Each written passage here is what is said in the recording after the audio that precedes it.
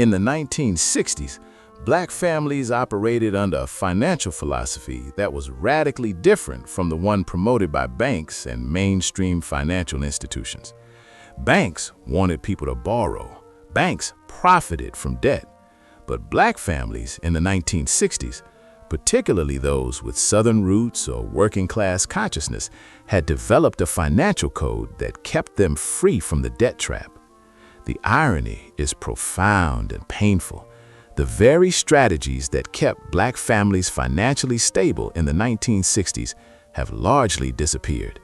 They were replaced by a culture of consumption, of credit, of borrowing that has devastated black wealth in subsequent generations. Black families today carry more debt and have less wealth than their 1960s counterparts, despite having higher incomes. What changed? The financial principles changed. The code was broken, and banks were happy about it. This is the story of that code. This is the financial wisdom that created stability and security. This is what we lost and what we desperately need to reclaim. Cash only. If you didn't have it, you didn't buy it. The foundational principle of 1960s black financial life: cash transactions only. Credit cards were new and viewed with suspicion. Loans were considered a sign of mismanagement. If you didn't have the money in your hand, you didn't make the purchase. Families made careful decisions about what was worth buying. A purchase required having the actual money. This simple principle eliminated impulse buying. It eliminated the possibility of owing money on items. It meant every purchase was intentional and affordable. This principle made people poor clients for banks. No debt meant no interest payments. No credit meant no fees. Banks profited from credit. They lost from cash transactions. Without consumer debt, families kept more of their income. Money stayed in their pockets. It could be saved, invested, or used for family needs. The absence of monthly debt payments meant families had flexibility and security. The payment plan mentality rejected. While stores and businesses promoted payment plans and layaway, paying gradually for items, black families in the 1960s largely rejected this model, even when it was available. Families saved until they had the full amount. Then they bought outright. They didn't engage in the buy now, pay later schemes that stores promoted. If an item required a payment plan, they assumed they couldn't afford it, and that assumption was correct. Payment plans created ongoing relationships with businesses and financial institutions. They created multiple small debts. They trained people to think about purchases in terms of monthly payments rather than actual cost. Rejecting payment plans meant rejecting a gateway to consumer debt. Families avoided accumulating multiple small debts. They maintained clarity about what they could actually afford. They weren't paying interest on consumer goods. Saving before spending, the save first culture. A deliberate culture of saving that came before spending. Families would allocate a portion of income, often 10–20%, to savings immediately upon receiving it, before anything else was purchased. When money came in, a portion went directly to savings. This happened automatically. The remaining money was what was available for expenses. This simple reordering of priorities meant that savings happened regardless of whether anything was left at the end of the month. Families saving before spending meant less money circulating in consumer spending. It meant less need for credit. It meant people building their own financial reserves rather than depending on banks for loans. This practice built emergency funds. It created capital for future purchases. It meant families had money available for unexpected expenses without needing to borrow. The no credit cards philosophy. Credit cards were viewed not as conveniences, but as traps.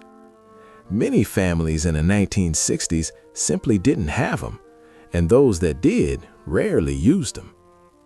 Without credit cards, spending was limited to available cash. There was no possibility of accumulating unpaid balances. There was no interest accruing on purchases. The credit card never became an extension of income. Credit card companies made their profit from interest and fees. A population that didn't use credit cards was a population that didn't enrich credit card companies. Banks worked hard to normalize credit card usage.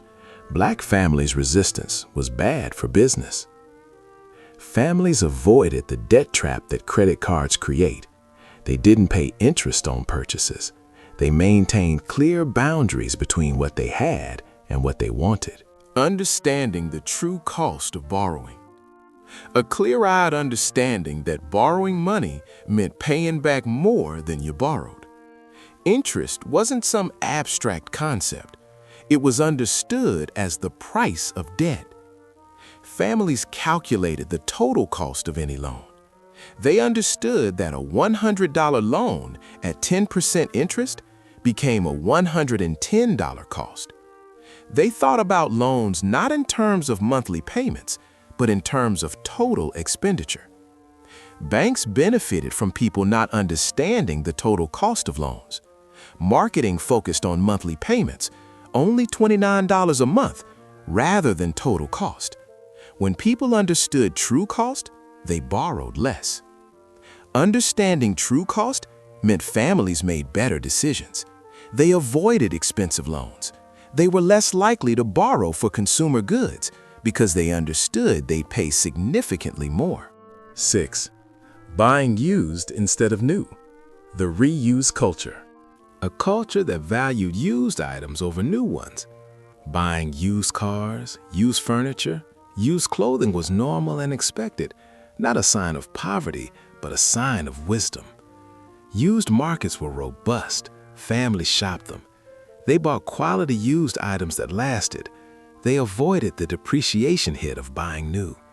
The psychology was, why pay full price when you can get the same item for a fraction of the cost? Banks profited from people buying new things, often on credit. They profited from financing car purchases, appliance purchases, and furniture purchases. The reuse culture meant less new purchasing and less financing needed. Buying used meant spending less money for the same utility.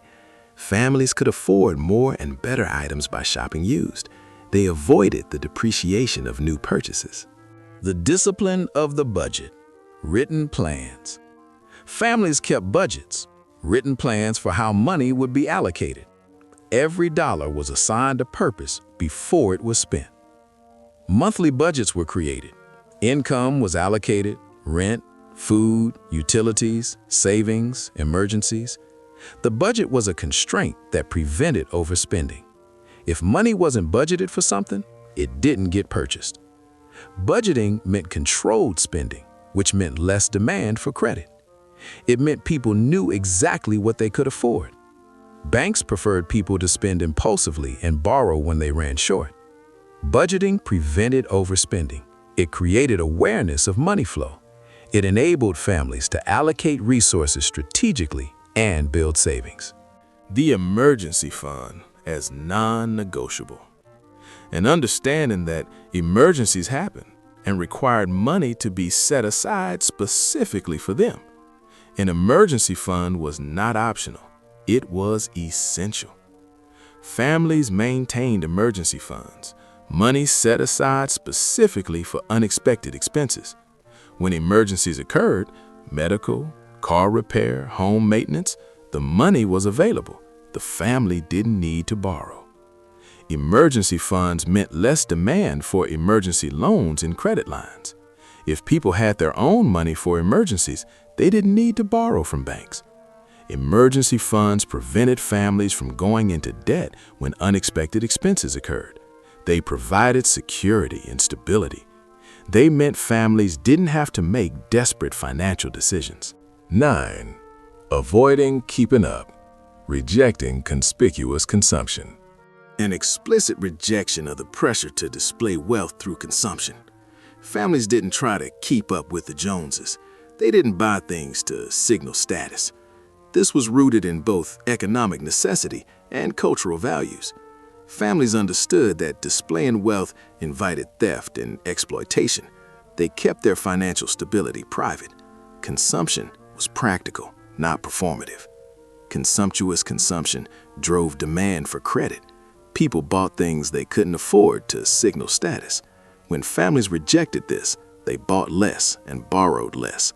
Avoiding status consumption meant less spending overall. Families spent on actual needs and values, not on image. This conserved resources and wealth. The do-without mindset, delay gratification. A psychological stance that emphasized the ability to do without things. If you wanted something but didn't have the money, you simply didn't have it, and that was acceptable. This mindset was taught to children. Wanting something was different from having it. Needing something was different from wanting it. The discipline was to recognize the difference and act accordingly. The ability to do without prevented demand for credit. If people could accept not having something, they wouldn't borrow for it. Banks profited from people who couldn't delay gratification. This mindset built financial discipline and psychological strength. It prevented overspending.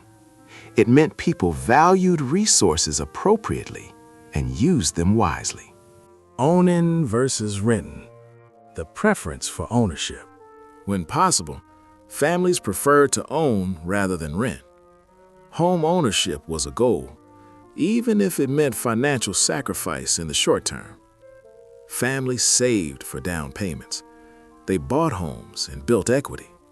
They understood that paying a mortgage meant building an asset, while paying rent meant building nothing. This wasn't actually something banks hated. It was something that gave banks leverage. But the key was that families saved for down payments and bought conservatively. They didn't use leverage, borrowing more than they could afford. Home ownership created an asset. The money paid went toward family wealth rather than landlords' pockets. Home equity provided security and potential wealth. Avoiding high-interest debt. Loan discrimination awareness. Black families in the 1960s were well aware that they were charged higher interest rates than white families. This discrimination made borrowing even more expensive for them, so they avoided it. Families understood predatory lending. They knew that banks charged them more. Rather than fighting the system through legal action, they simply avoided the system. They didn't borrow. Discrimination profited banks. Black families that avoided borrowing altogether deprived banks of profitable lending opportunities. By avoiding high-interest debt, families preserved capital. They didn't enrich banks with predatory interest rates.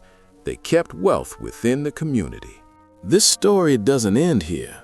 There's so much more to how Black families avoided debt and built strength in ways banks never understood.